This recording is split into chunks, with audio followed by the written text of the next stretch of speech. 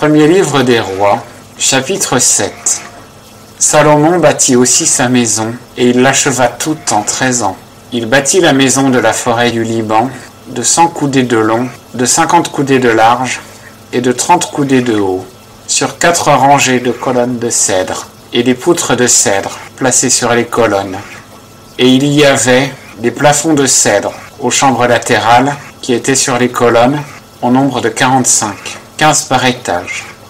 Et il y avait 3 étages de fenêtres, une fenêtre répondant à une fenêtre, les 3 fois, et toutes les portes et les poteaux étaient d'une charpente carrée. Et aux 3 étages, les ouvertures répondaient aux ouvertures vis-à-vis. Il fit aussi le portique des colonnes, de 50 coudées de long et de 30 coudées de large, et devant elles, un autre portique, en sorte qu'il y avait devant elles des colonnes et un perron. Il fit aussi le portique du trône, où il rendait la justice, le portique du jugement, et on le couvrit de cèdre, depuis un plancher jusqu'à l'autre. Et sa maison où il demeurait, dans l'autre parvis, en dedans du portique, était d'une construction semblable. Et Salomon fit à la fille de Pharaon qu'il avait épousée une maison bâtie comme ce portique. Toutes ces constructions étaient de pierre de prix, taillées d'après des mesures, sciées à la scie en dedans et en dehors, des fondements aux corniches, et par dehors jusqu'au grand parvis. Le fondement était aussi de pierre de prix, de grandes pierres, de pierres de 10 coudées et de pierres de 8 coudées, et au-dessus, c'étaient des pierres de prix, taillées d'après des mesures, et du bois de cèdre.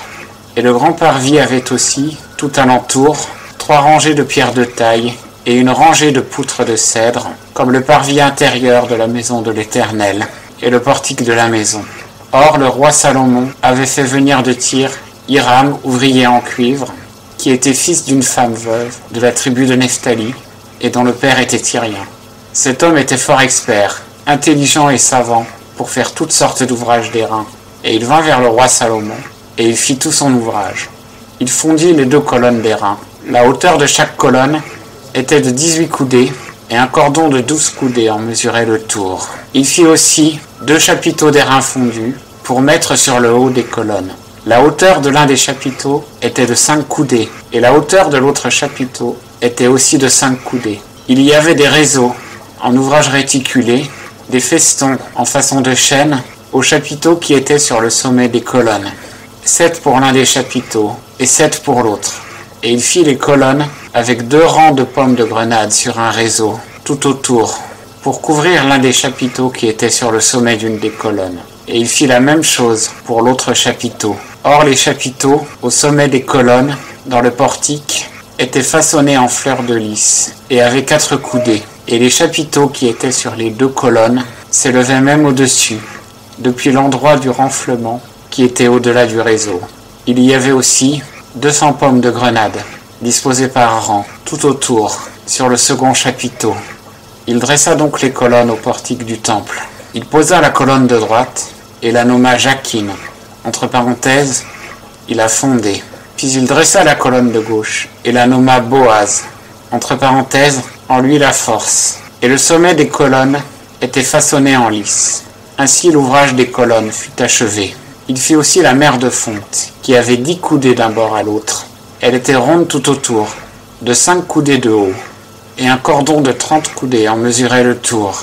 Or, au-dessous de son bord, il y avait tout autour des coloquintes qui l'environnaient, 10 par coudée, faisant tout le tour de la mer. Il y avait 2 rangées de ces coloquintes, coulées dans la fonte même.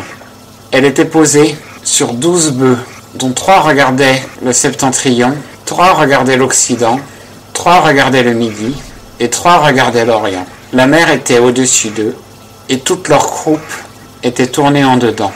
Son épaisseur était d'1 paume, et son bord était comme le bord d'une coupe, en fleurs de lys. Elle contenait 2000 battes.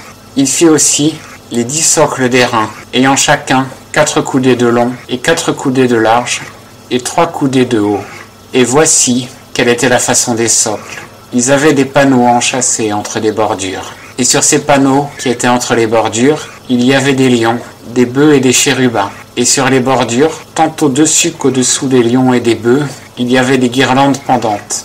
Et il y avait, à chaque socle, 4 roues d'airain et des essieux d'airain, et ces 4 pieds leur servaient d'appui. Ces appuis étaient fondus au-dessous de la cuve, et au-delà de chacun étaient les guirlandes. L'ouverture du socle, depuis le dedans du couronnement jusqu'en haut, avait une coudée, et cette ouverture, arrondie en façon de base, était d'1 coudée et demie. Et sur cette ouverture, il y avait aussi des sculptures. Les panneaux étaient carrés, non circulaires, et les 4 roues étaient au-dessous des panneaux, et les essieux des roues tenaient au socle. Chaque roue était haute d'1 coudée et demie, et la façon des roues était comme celle d'une roue de char. Leurs essieux, leurs jantes, leurs raies et leurs moyeux, tout était de fonte. Les 4 appuis étaient aux 4 angles de chaque socle. Ces appuis étaient tirés du socle même, et la tête du socle s'élevait d'1 demi-coudée en forme de cercle, et contre cette tête étaient ces appuis et ces panneaux qui en étaient tirés. Et il sculpta sur la surface de ces appuis et sur ces panneaux des chérubins, des lions et des palmes, selon le chant de chacun, et des guirlandes tout autour. C'est ainsi qu'il fit les 10 socles, ayant tous une même fonte, une même mesure et une même forme. Il fit aussi 10 cuves d'airain, dont chacune contenait 40 battes. Chaque cuve était de 4 coudées. Chaque cuve était sur l'un des 10 socles. Et il mit les socles, 5 au côté droit de la maison, et 5 au côté gauche de la maison. Et quant à la mer, il l'a mis au côté droit de la maison, vers l'Orient, du côté du Midi. Ainsi Hiram fit les cuves, les pelles et les bassins, et il acheva tout l'ouvrage qu'il faisait au roi Salomon pour la maison de l'Éternel, savoir 2 colonnes et les 2 renflements des chapiteaux qui étaient sur le sommet des colonnes, et 2 réseaux pour couvrir les 2 renflements des chapiteaux qui étaient sur le sommet des colonnes, et les 400 pommes de grenade pour les 2 réseaux, 2 rangs de grenades à chaque réseau pour couvrir les 2 renflements des chapiteaux qui étaient sur les colonnes, et les 10 socles, et les 10 cuves sur les 10 socles, et la mer unique, et les 12 bœufs sous la mer, et les pots et les pelles et les bassins. Tous ces ustensiles que Hiram fit au roi Salomon pour la maison de l'Éternel étaient d'airain poli. Le roi les fit fondre dans la plaine du Jourdain, dans une terre grasse, entre Sukkot et Tsartan. Et Salomon ne posa pas un de ces ustensiles, parce qu'ils étaient en trop grand nombre, et on ne rechercha pas le poids de l'airain. Salomon fit encore tous ces ustensiles qui appartenaient à la maison de l'Éternel, l'autel d'or et la table d'or sur laquelle était le pain de proposition, et les chandeliers d'or fin, 5 à droite et 5 à gauche devant le sanctuaire, et les fleurs et les lampes, et les mouchettes d'or, et les coupes, les serpes, les bassins, les tasses, et les encensoirs d'or fin, et les gonds d'or pour les portes de la maison de dedans, du lieu très saint, et pour les portes de la maison, pour le temple. Ainsi fut achevé tout l'ouvrage que le roi Salomon fit pour la maison de l'Éternel. Puis Salomon fit apporter ce que David son père avait consacré, l'argent, l'or et les ustensiles, et il les mit dans les trésors de la maison de l'Éternel.